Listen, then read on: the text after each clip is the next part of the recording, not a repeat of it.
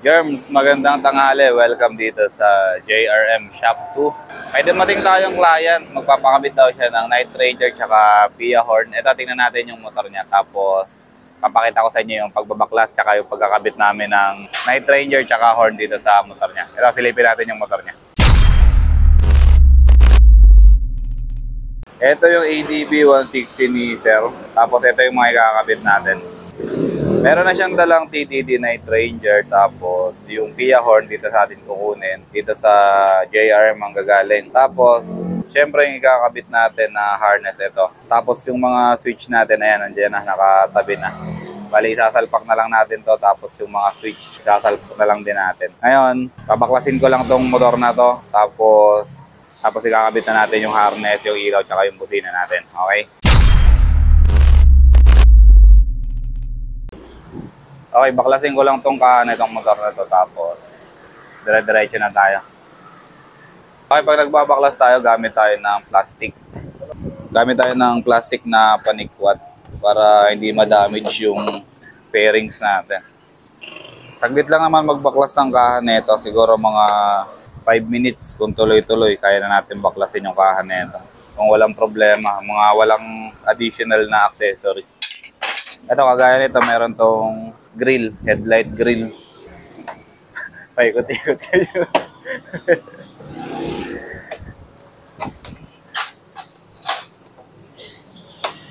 Nakatalikod ako sa camera eh.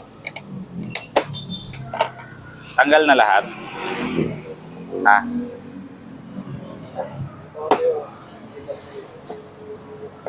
Okay lang yan. Makikita naman ako dun sa kabilang side. Oh, yung washer.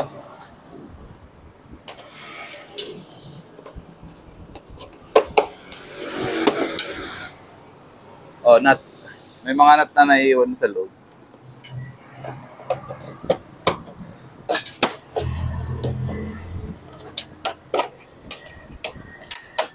Okay na, baklasan natin yung isang side. Kabila naman tayo.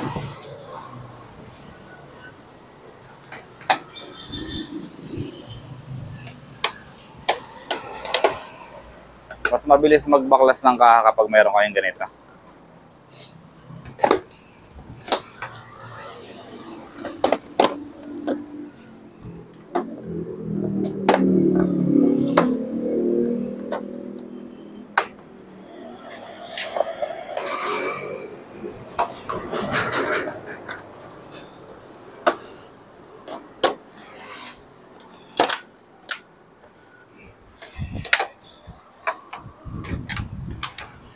Ah.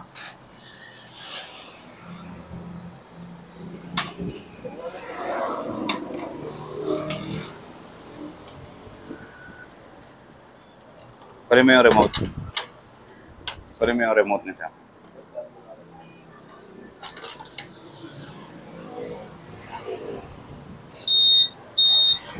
Yan, lagay mo dito sa bulsa.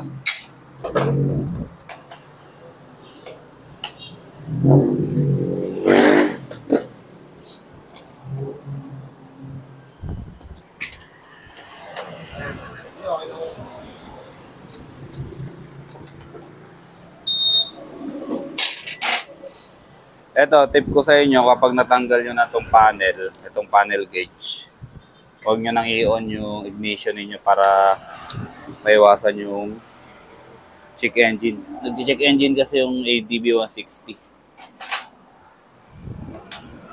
Kapag na-on yung ignition na hindi nakasalpak yung panel.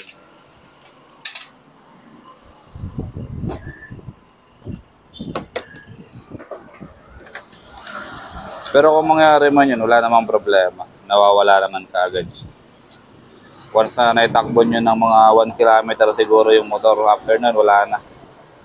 Wala na yung check engine. Hindi naman kailangan ipa-reset. Kasi nawawala naman talaga siya. Pero at least, alam natin yung source or yung reason kung bakit nagkakaroon ng check engine. Hindi siya dahil sa electrical, kundi dahil dun sa wala lang siyang panel.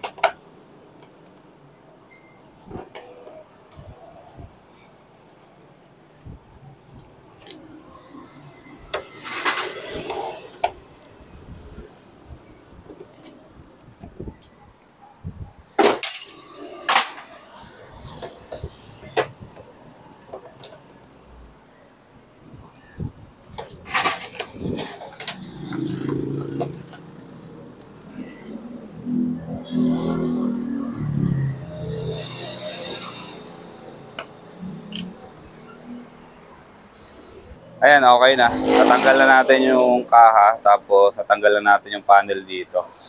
Ngayon, umpisa na natin lagyan ng mga switches, tapos ilalatag na rin natin yung harness natin. Ito yung harness natin na ilalatag. Ayan. Ay, shoutout nga pala kay sir.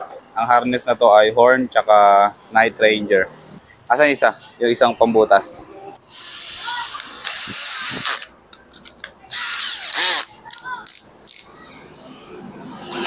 Ito, yung mga binubutas natin, mga switches, gumagamit tayo ng step drill bit para maayos yung pagbutas natin. Yan, binubutasan niya yung sa passing, ako bubutasan ko naman yung sa selector.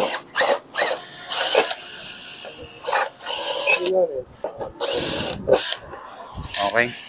So, ito yung selector natin, selector ng loud tsaka stock.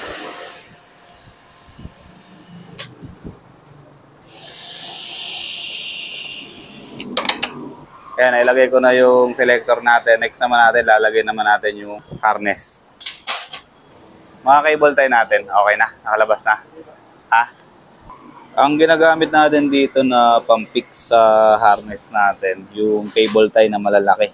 Para hindi rin naman siya mabilis maputol. Ito yung kay Bombay, ginagawa niya naman dito yung sa passing switch natin. Button type. Tapos after nyan, yung 3-in-1 switch na. Yung switch ng Night Ranger, tapos, switch lang ng Night Ranger pala yun.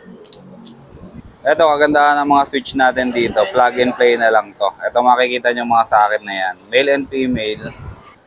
Pwede natin siyang palitan. Tapos, gamit pa rin natin yung socket. Hindi na tayo magre-rewire or hindi na tayo magbabalat ulit ng mga wiring-wiring dito. Plug and play na lang yan. Ayan yung sinasabi ko. Ganyan lang. I-connect lang natin yan. Tapos, okay na ulit yung connection natin. For example lang, nasira itong selector natin. Yan lang. Yan lang gagawin natin. Lalagyan natin ng terminal, tapos isusok-sok lang natin ulit dito sa main harness natin. Same lang dito sa passing. Pero patingin ng dulo ng passing. Ito yung passing na nilalagay niya. Naka-terminal din yan. Dito naman yan tatama. Dito naman yan papasok. Ganon din, same scenario kung ma-busted or masira yung switch natin na passing. Ganon din, papalitan natin tapos sok-sok na lang natin ulit dito. Ito, habang i-connect ni Bombay yung mga switch natin, gagawa naman ako ng extension para dun sa Night Ranger. Kasi ito, yung pinaka-output dito, yan. Ito, yung pinaka-output na to, maiksi ito kapag gagamitin lang natin yung wire ng Night Ranger. Tapos kagandahan ng mayroong extension, kung sakasakali man na mapundi or masira yung Night Ranger, hindi na tayo magbabaklas ulit ng kaha. Dito na lang natin sa ilalim dudukutin yung wire. Iwanan ko muna kayo kay Bombay. Kakabit niya muna yung mga switches natin dito. Ikaw na muna bahala dito Gagawa lang ako extension. Tapos yung busina, tirahin mo na lang. Ito nga pala ang ADB 160 din na puti dito. Papalitan natin ng ball race ulit. Tapos, linis din ng magneto. Pintura din, no? Habang winawiringan ni Bombay itong kabilang ADB 160. Ito naman, ADB 160 na puti. Papalitan natin ng ball race. Tapos, siyempre, sumisingit dyan si Kuya Manny sa camera natin. Parang tapos, syempre, ayan, yung isang service natin dito sa JRM, yung pintura ng magneto bell. Ito, pipinturahan natin yung magneto bell nito. Tapos, palit coolant, linis ng magneto. Ayan. Antayin nyo lang, papakita ko sa inyo yung pagpipintura at paglilinis ng magneto nito. Okay na, nagawa ko na yung extension yung para sa Night Ranger natin. Ito yung sinasabi ko sa inyo kanina. Lalagay na natin to.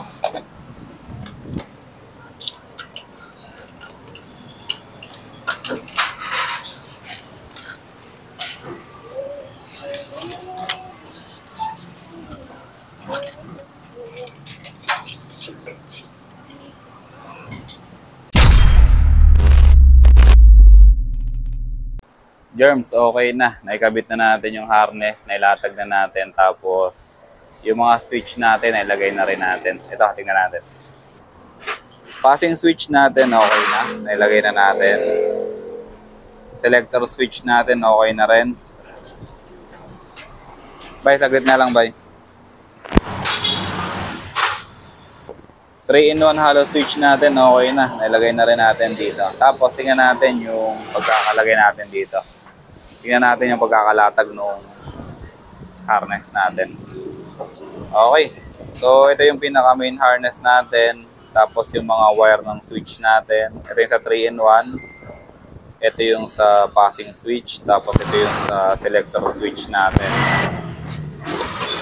Tapos dito sa dulo, ito yung pinaka-output ng harness natin. Ibig sabihin, kapag nag-switch on tayo dito, dito sila lalabas. Yung high nung Night Ranger, yung low na white, tapos yung low na yellow.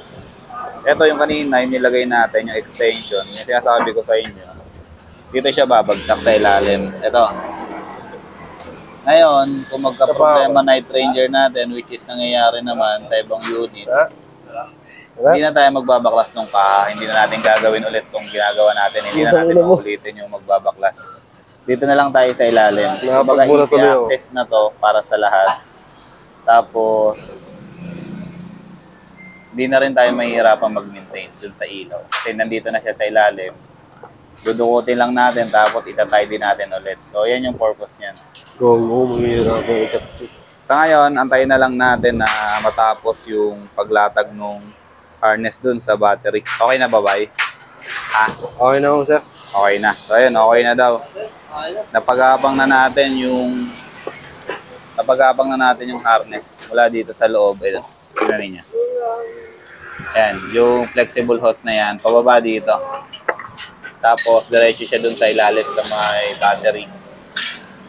Tapos, nandun na rin yung fuse box niya. Doon na natin siya itatap. Yung ginamit natin na fuse top. Tapos dito, balik tayo dito. Dito natin lalagay yung PIA horn, tapos yung stock horn.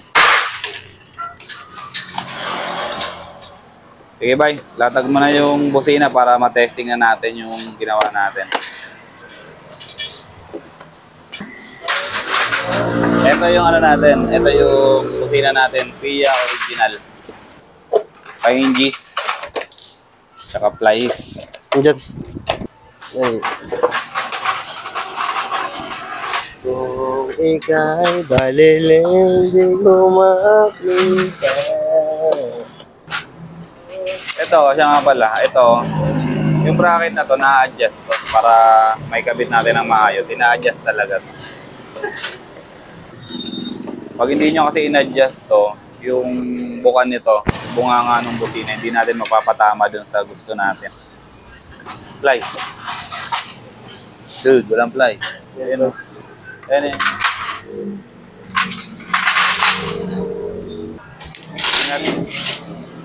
Ingat nga pala kayo sa pagbibili nitong PIA horn na to kasi ang daming peke na lumalabas nito. Ito yung ginagawa natin dito sa PIA horn natin. Sineset up natin yung bracket. Tapos syempre yan, binibend din natin yung terminal niya para hindi siya nakalabas. Tapos ayan oh, may yung kulay blue na yan. Yan yung terminal na ginagamit natin. Insulated na yan, hindi na siya naka-expose para safe yung wiring natin. So, madali lang maglagay ng busina, madali lang magpalit kung sakasakaling masira. Kasi naka-terminal tayo lahat. Plug and play lang talaga yung ginagawa natin dito. Hindi siya mahirap sa maintenance. Sakasakaling kayo mag-maintain ng motor ninyo, hindi kayo mahirapan kasi maintenance friendly naman yung wiring na ginagawa natin. Kagaya nung kanina, mga switch na pinapakita ko, ito plug and play lahat yan, socket type. Okay na to, malapit na matapos to. Pwede natin ibalik yung kaha, tapos testing tayo mamaya. Sa ngayon, silipin muna natin yung magneto bell nitong isang ADB 160 dito. Okay, ito first time natin bubuksan tong magneto bell niya. Sige, try mo na. Anong number ng socket mo? 17. Ayan.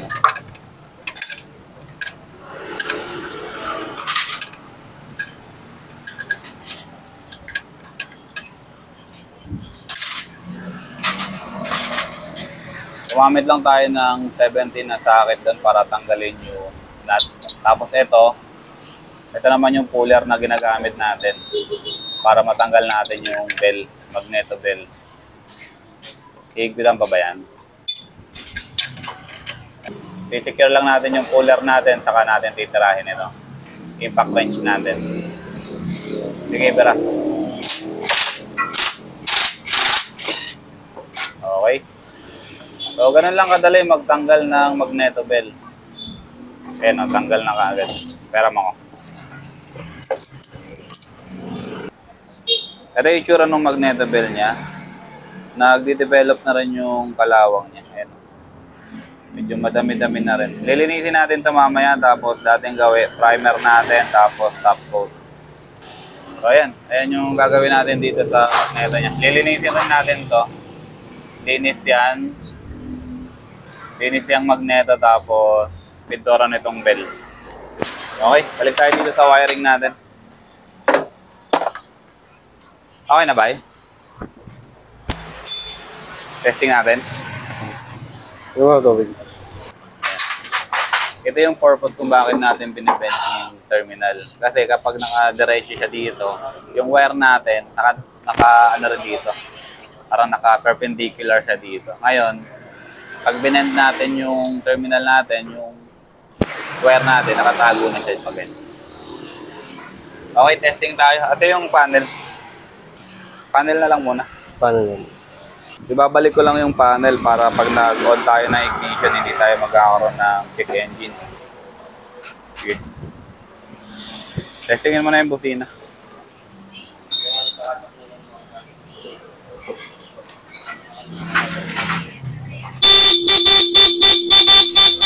Okay, yan yung stock horn, tapos loud horn naman.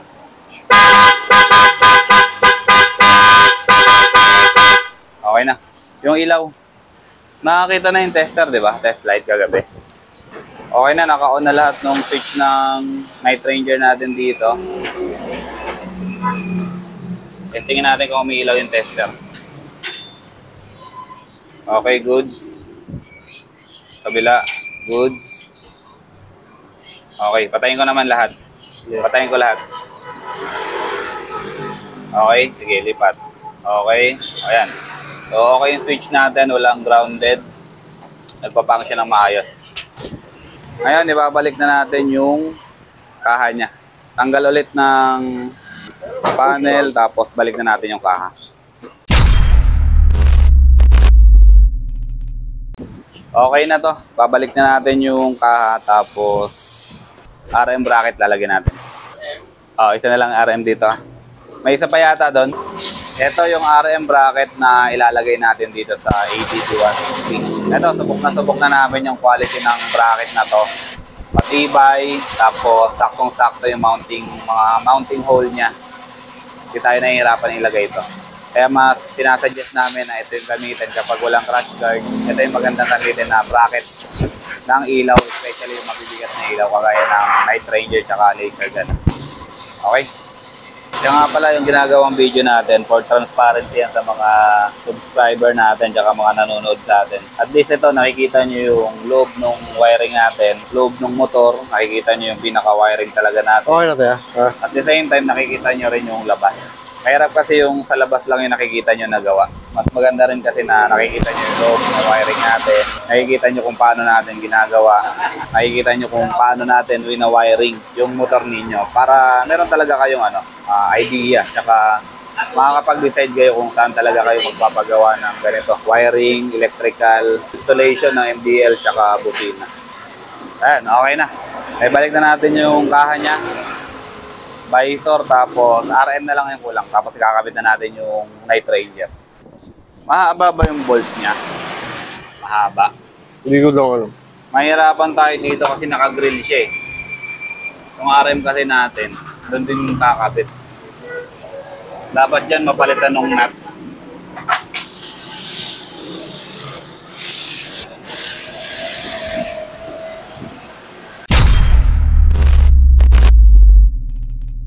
Germs, balik tayo dito sa project natin, ADB160, Night Ranger installation, tsaka PIA horn. Okay na. Update ko na kayo. Naikabit na natin yung RM bracket natin. Ayan. Ito yung sinasabi ko sa inyo na RM bracket. Ang tibay niyan. Diba? Walang alog. So, ayan yung recommended namin na bracket dito sa JRM. Kung magkakabit kayo na mabibigat na ilaw, tapos wala kayong crash guard, mas maigi na yung RM bracket para talagang matibay. Matibay yung kapit. Ayan. Okay. Ikakabit na natin yung ilaw mismo. Yung pinaka night ranger natin. Ito. Tapos, ano pa ba gagawin natin dyan? Wala na, no? Skid plate na lang. Skid plate na lang. Ayan, after natin maikabit yung night ranger natin, kabitan natin ng engine guard or yung skid plate na tinatawag ninyo. Pang protection sa ilalim ng makina. Kaya matibay itong RM bracket na to kasi nakakabit siya sa chassis ng motor. Tapos, 4 na sub-support dito sa mga plastic. Kaya yung kapit niya talagang maganda. Yun nga lang, yung ADB 160 sadyang talaga. Sadyang ma-vibrate talaga yung motor na to. Kaya pag naka-idle to tapos naka-center stand, mararamdaman pa rin natin yung vibrate. Pero pag nakababa na yung motor, okay na. Minimal na lang yung vibration niya. Pagpuputol tayo ng wire dyan,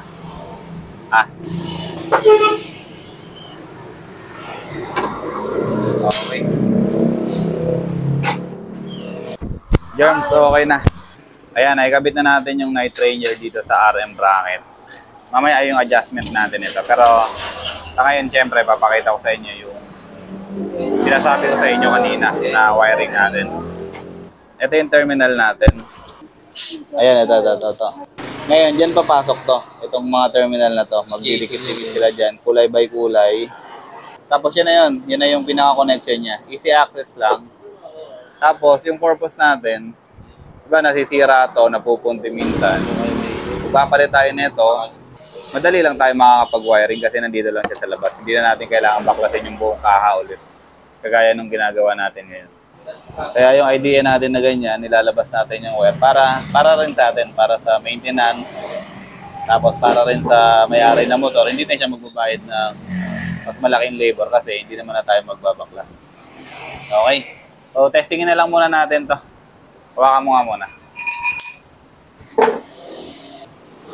Sasaksak ko lang muna to, tapos testingin na natin yung motor, tapos end na tayo ng vlog natin ngayong umaga. Tapos sasaglitan natin tong ball race na ginagawa ni Michael. Yan. Pinupukpok niya na yan. Okay. So, initial testing natin. Tingnan natin kung okay na. Start ko lang yung motor. Stock horn natin. Okay, yan yung stock horn natin. Loud horn natin ito. Loud horn natin kasama yung high nung night ranger.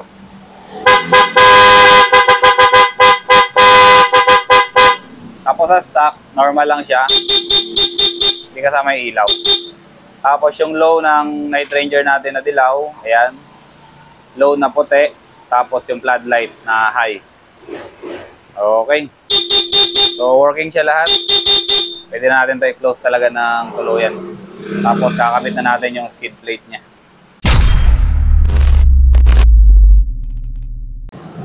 So ayun Germs, yung project natin ngayong umaga, ADB 160. Tapos na natin kabitan ng night ranger tsaka Pia horn. So far okay naman lahat. Wala naman tayong naging problema. Wala tayong naging trouble sa pagkakabit natin. Natagalan lang tayo dun sa RM bracket niya kasi meron siya headlight grill. Yun lang yung nagkaroon tayo ng challenge dito kasi yung RM bracket kasi hindi siya nakadesign na merong ibang nakapatong dun sa lalagyan ng bolt niya. Kaya medyo na-challenge tayo, medyo natagalan tayo sa pagkakabit. Pero sa ngayon okay naman na, naikabit na natin na maayos. Sa ngayon tinatay din na lang yung night ranger. Pero okay naman na siya lahat, na testing na natin, wala tayong problema. Kaya siguro dito na natin tatapusin yung vlog natin. Maraming salamat sa mga subscriber natin. Maraming salamat sa mga supporter ng JR Motorworks. Meron na kaming dalawang shop, shop 1 tsaka shop 2. Nandito ako ngayon sa shop 2 naka-assign. Si kuya tsaka si ate dun sa shop 1. Kaya kung gusto nyong bumisita, search nyo lang sa Google yung JR Motorworks shop 1 or shop 2. Para maturo kayo dito sa pwesto natin. Kaya nga pala ito, titingnan natin yung ginagawa natin dun sa isang motor, ADB 160. Ball race, tapos magneto belt painting, tapos magneto cleaning and tsaka CVT cleaning pala. So ito, second coat na natin to ng magneto belt na primer na natin.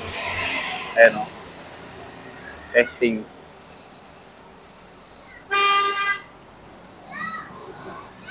Ayan. Ikaw na tumapos. Baka malagyan yung camera ko eh. Ang gamit natin dyan yung Boss9 na high temp. Parang ang bilis maubos ah. Siguro pinampintura mo sa tambucho mo yan. So ayun, okay na. Napinturahan na natin yung bell. Yung ball race okay na rin. Na-press na rin natin. Tapos yung CVT niya, nalinisan na rin natin. Kaya isasarado na rin natin ito maya-maya. So hanggang dito na lang muna tayo. Papaalam na tayo sa vlog natin ngayong araw. Ito si Bombay, Jeff Rox, si Michael Putol. Ayan. So, ride safe na lang na lahat. Ingat-ingat. Kita-kita tayo sa susunod na video. Ride safe.